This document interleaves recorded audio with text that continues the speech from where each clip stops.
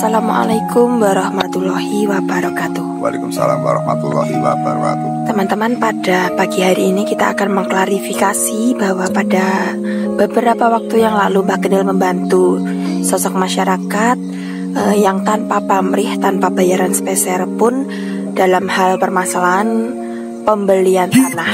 Jadi tanah yang sudah dibeli ada bangunannya dan akan dibongkar, tetapi yang memiliki bangunan itu tidak memperbolehkan, padahal tanah itu sudah dibeli oleh salah satu orang yang meminta bantuan kepada Mbah Genil Jopo Montro.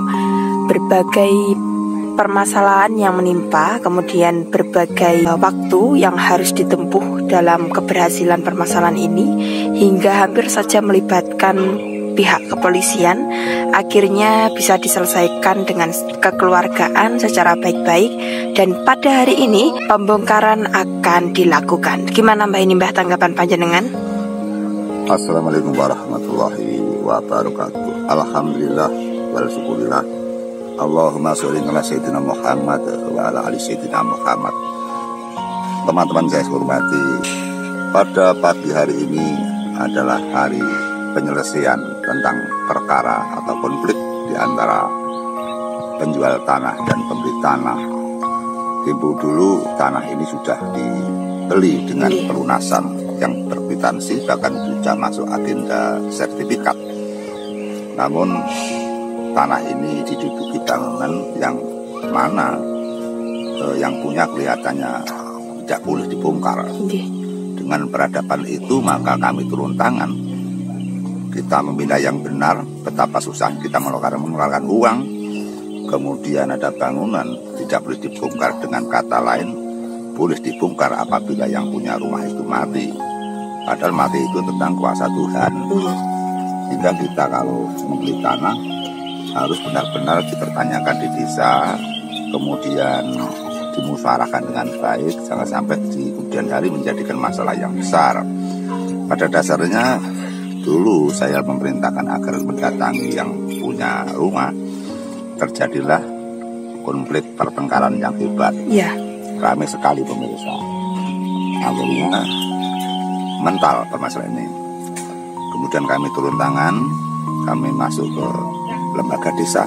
Akhirnya desa pun juga tidak ikut campur karena mungkin orangnya memang seperti itu, sulit diatasi.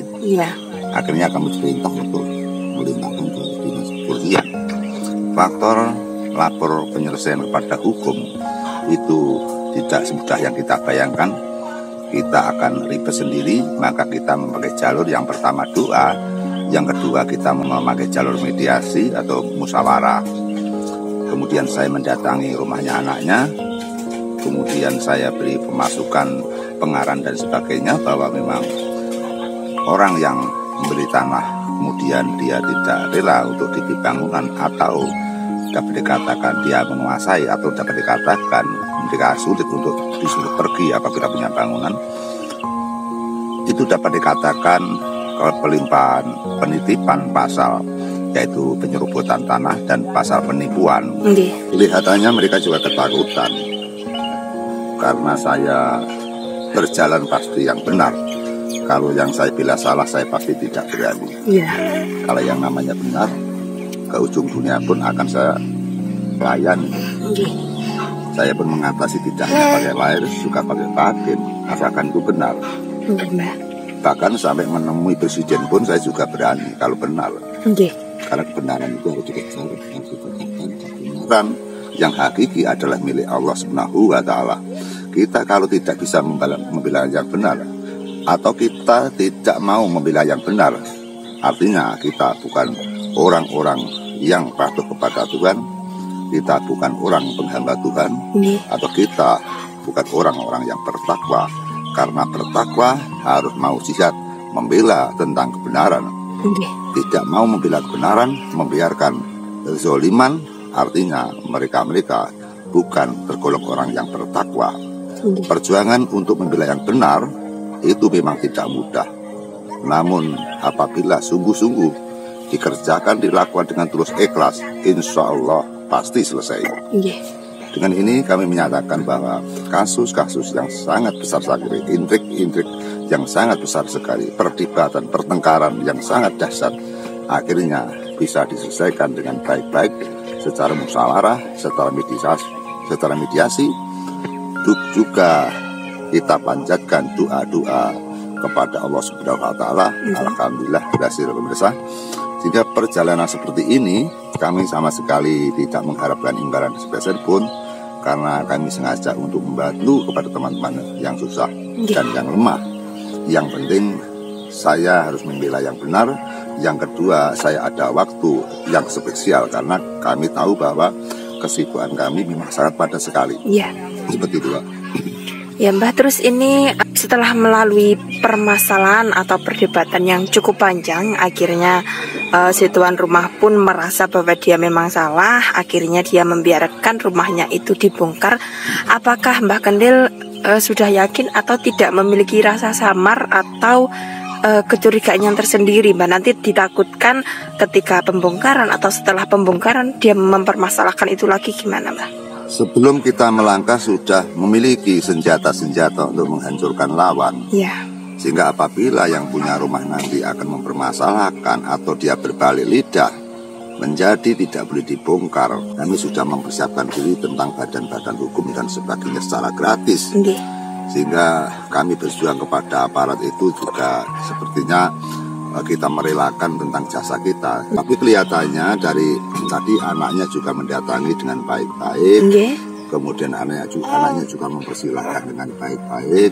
Kemudian anaknya malah justru ikut membongkar juga. Itu artinya keluarga itu benar-benar sudah damai. Keluarga itu sudah menyadari, keluarga itu benar-benar sudah insaf dan boleh dibongkar dengan baik-baik. Semoga atas kebaikan keluarga saudara Pak Karjani bersama anak-anaknya, kebaikannya diterima oleh Allah, diberikan ganjaran-ganjaran yang setimpal, diberikan rahmat oleh Allah karena mereka mengikhlaskan bahwa rumah yang dia cintai diberikan dibongkar oleh warga bersama, yaitu Pak Nogondrong yang selamat di Rokokan. Sehingga kita di sini posisinya di tengah-tengah, tidak membela siapapun. Yang penting kita bisa menata, kita bisa mengatur agar warga ini tidak bertengkar antara penjual dan pembeli akan selesai dengan baik-baik. Itu tujuan kita.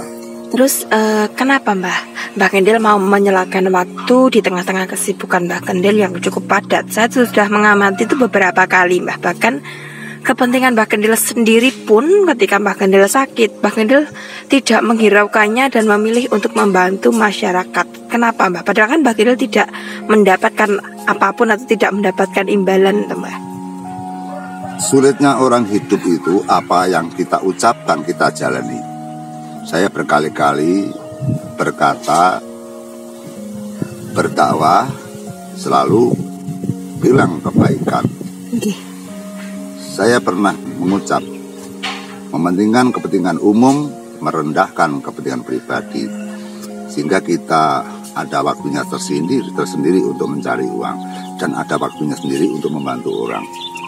Kami sejak dulu, apabila ada orang dihajati, apabila ada orang dilemahkan, apabila ada orang ditipu, kami kalau tahu dengan mata kepala saya sendiri, pasti saya turut membantu. Bukannya kita sok menjadi pahlawan, tapi ini karena kerelaan saya. Pada saat ada orang menipu tentang lapangan pekerjaan di Malaysia, sehingga saya akan dibunuh. Pada saya membongkar dukun untuk pengangkatan pengambilan emas di bumi, hingga saya akan dikeroyok oleh preman, hingga saya akan disantet. Kemudian saya membongkar total kepada dukun yang memperkosa anak menantunya, hingga saya diancam akan disantet dan akan dibunuh. Banyak sekali perjuangan kami yang mana kita menaruhkan nyawa. Ada lagi orang yang terancam, orang gila atau orang yang stres, bahwa ada rumah yang jam 1 malam membawa amer atau betel besar menggempur bangunan orang lain. Akhirnya saya turun tangan mendatangi rumahnya mereka di daerah Kediri. Mereka saya tantang untuk turun, untuk keluar dari rumah. Karena mereka menantang juga pada keluarga itu, siapa yang berani dengan saya. Akhirnya saya mempersiapkan diri, datang ke rumahnya sendirian tanpa teman. Akhirnya mereka juga tidak mau menemui saya dan tidak mau menghadapi saya. Orang tersebut tiap malam pasti mendatangi rumah itu, menggempur rumah. Dan warga ketakutan, termasuk Pak Among saja ketakutan. Karena dia juga membawa bensin. Akhirnya saya mempersiapkan diri mendatangi rumahnya orang yang meneror itu. Akhirnya mereka ketakutan dengan saya. Dia berhenti untuk tidak meneror atau tidak mendatangi rumah tersebut. Sehingga kami membantu orang itu dengan nyawa saya taruhkan. Ya semoga saya tetap dilindungi oleh Allah. Karena yang saya tangani adalah pekerjaan yang resiko dengan pertengkaran, perdebatan. Semoga jiwa, raga saya, sukma saya selalu dimenangkan oleh Allah, dilindungi oleh Allah. Selalu diayomi oleh Allah sehingga kita bisa berbuat baik pada siapapun, termasuk kita berbuat baik kepada para pasien, para teman yang minta tolong kepada kita. Mbak Lulu sudah hampir 2 tahun di rumah saya, mengerti tentang saya, bagaimana saya menghadapi pasien, bagaimana saya berjuang demi pasien atau demi teman-teman kita. Ini kemudian pada hari ini Mbah, tepatnya pada hari Rabu 12 Juli 2023 pembongkaran dilakukan. Ini Mbah Gendel juga menyempatkan waktu di tengah-tengah kesibukannya, padahal adik Mbah Gendel juga baru saja meninggalkan dunia ini.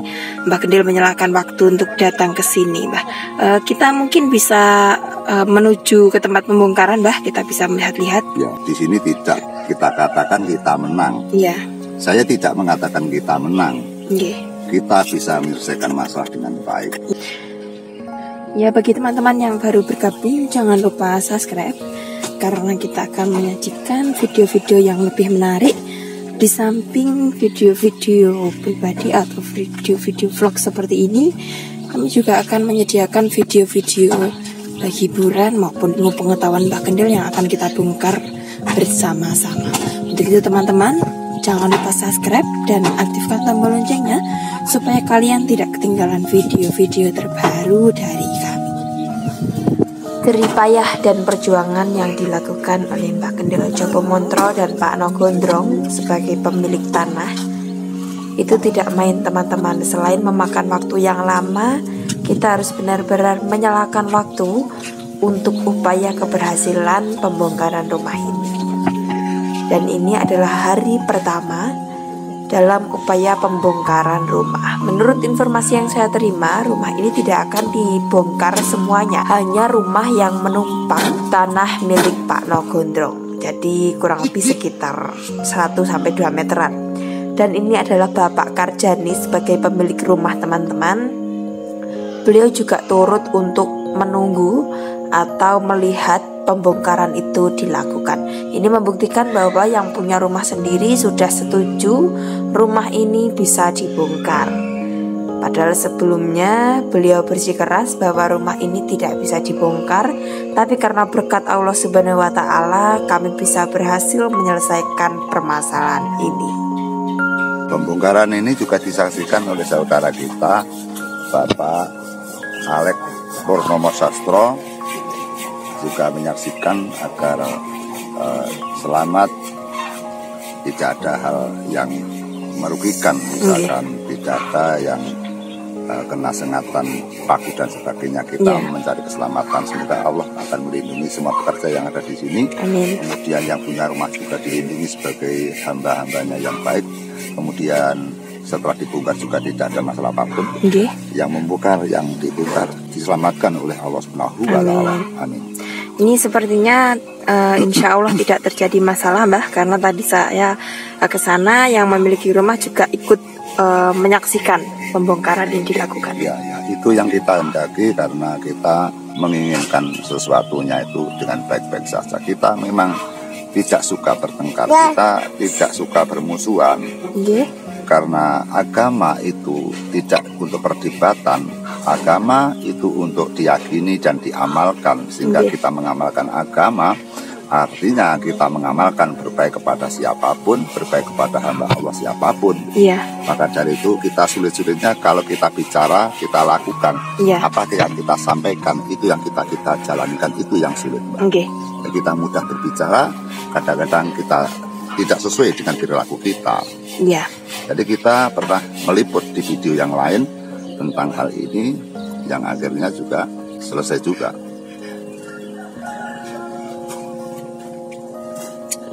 Sekarang masalah selesai sehingga kita bisa berbincang-bincang yang lain, Pak. Tentang keberadaan rumah ini. Iya. Ini akan dibangun rumah bagi makanya. Akan dibangun ini. Iya. Bangun. Terus kemudian ini kan sebagai jalannya. Oh iya. Bagian sini untuk jalannya, Bang.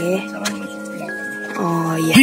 Ini dari depan sana untuk jalan sini itu maksudnya. Oke.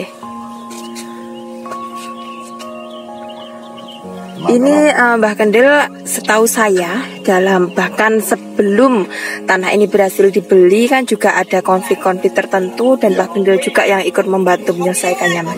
Iya. Dari penjualan saja juga ada permasalahan, Mbak.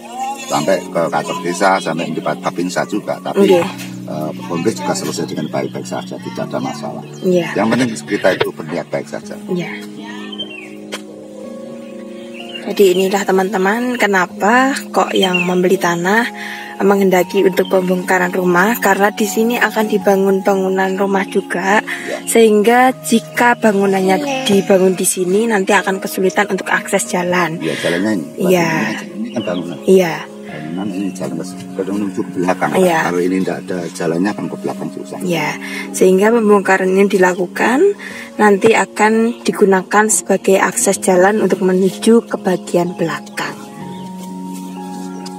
Ini juga sudah dipersiapkan baik dari tanah, kayu, kemudian dari bangunan-bangunan juga sudah dipersiapkan, sehingga setelah pembongkaran dilakukan akan dimulai pembangunan rumah. Kita akan menyisi teman-teman, kita akan berwawancara dengan Pak Nogondrong sebagai pemilik tanah. Kita akan berbincang-bincang singkat dengannya sehingga teman-teman tahu sosok Pak Nogondrong itu. Dan ini nanti akan terus ditunggu sama Mbah Kendil sampai selesai pembongkaran. Teman-teman yang saya hormati, Pak Nogondrong yang alamatnya di Dusun Togokan ya. Desanya mana itu? Dusun Bening, Pak. Ndadoyong. Dusunnya Ndadoyong ya. Dusunnya Ndadoyong, Desa Togokan. Pak No berasal dari Desa Sumbersari, membeli seluas 100 ru di sini. Pada saat pembelian juga ada masalah, tapi selesai dengan sempurna. Kemudian pembongkaran juga ada masalah. Kemudian kita amati juga selesai lancar saja. Kita sampaikan bahwa apa yang disusahkan Pak No selalu saya ikut andil di dalamnya, karena kita merasakan di dalam satu rumpun keluarga. Jadi kita sama Pak No sama-sama keluarga, tapi tidak menutup kemungkinan kita menolong tidak harus teman siapapun yang perlu pertolongan. Insya Allah kami akan berusaha. Berhasil cerita di tangan Allah. Dan Pak Nogondrong adalah sosok orang yang benar-benar ahli di bidang mebel. Tidak, kenapa Pak No belum membuat atau belum memperbanyak mebelnya, karena kan baru pindah.